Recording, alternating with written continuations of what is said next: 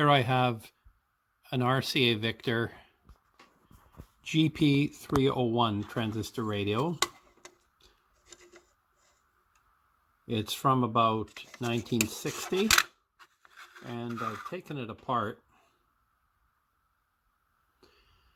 The outside cabinet is in good shape except for one thing. This metal plate here is non-existent, so I'm going to have to replace that. That has the name plate and everything.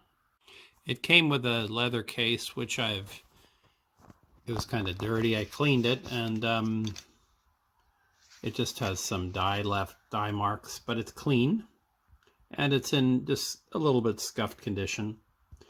The radio is all complete, and it works. The only thing that mechanically was wrong with it was this cord here that drives the tuning indicator. It had broken, and it needed to be shortened a little bit by about half an inch, and now I've fixed it and it seems to be fine. So all that I need to do with this radio is put a new metal piece up here. I've got the metal here, and repaint it. Here's what the radio looked like in the purple version, but I would assume that the metal piece with the logo on it is the same. So that's what I'm going to try and duplicate. The radio is made by Hitachi, and this is what the Hitachi model TH650 looked like. It has the same metal piece, only with different painting on it. Now we have to measure the width of that space, and it's 57.89 millimeters. The width of the space is 24 millimeters. Now I'm going to have to cut a piece of metal that fits that space. I've cut the piece right down so it fits in the gap, and I put ink around where I'll have to cut for the hole right there. So I'll have to do some precise cuts.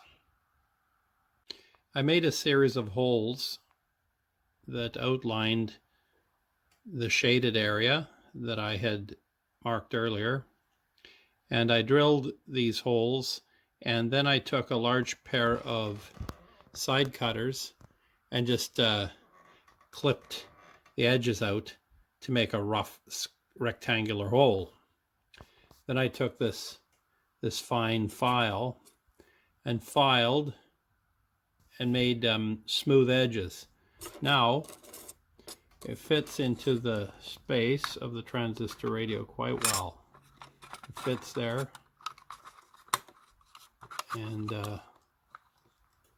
there, fits almost perfectly. So now all I need to do is smooth the surface of that new metal plate, and it'll be ready for painting. Now, after being sized and rubbed down with a final 4-0 steel wool, the metal piece is now fitting nicely in the radio, and it will be painted and then glued inside the slot where it is sitting now. So now the artwork has been done, and we just have to reassemble the parts of the radio and put them back in the case. Here we've re-glued the little lens piece into the cabinet.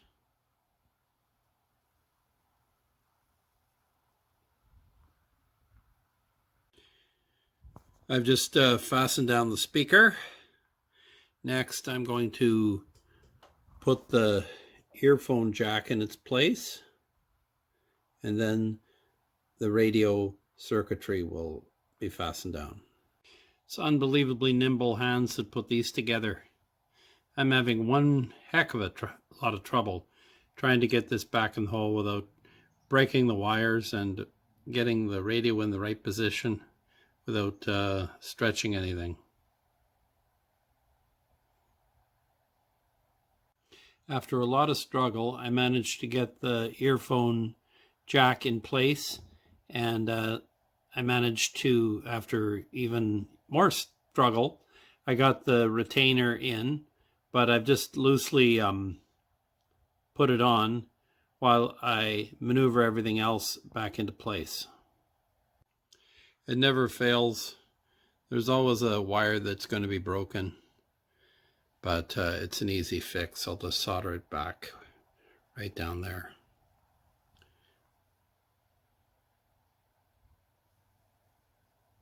There, I've soldered it on. Fixing this radio reminds me of working on some very fine walkie-talkies that I did a number of years ago.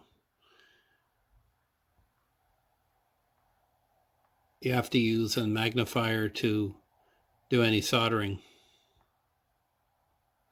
Anyway, the main difficulty with this is that once that retainer's in, I've tightened it down now, this radio, the one side of it has to be lifted down, and so that the volume control can come out at the side.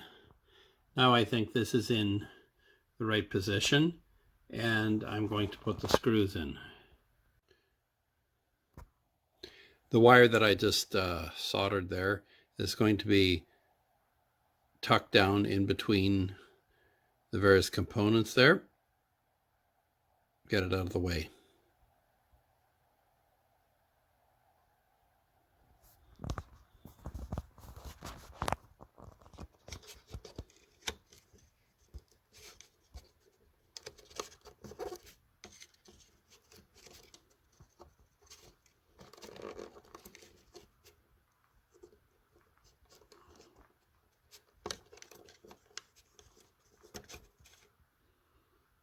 Well, I'll use a little screwdriver to do that. There it is, safely tucked away down beneath all the components.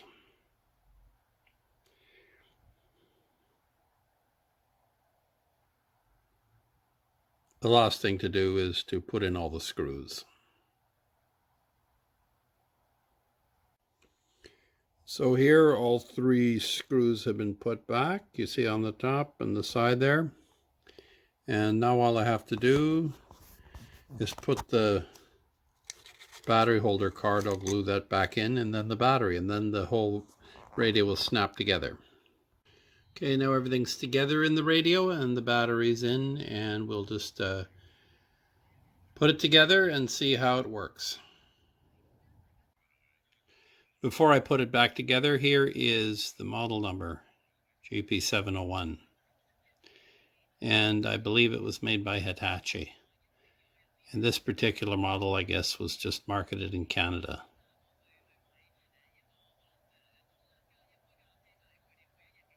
Mind and body, Here we are, the radio all working, and seems to have good sensitivity. Gets lots of stations. So real world experience.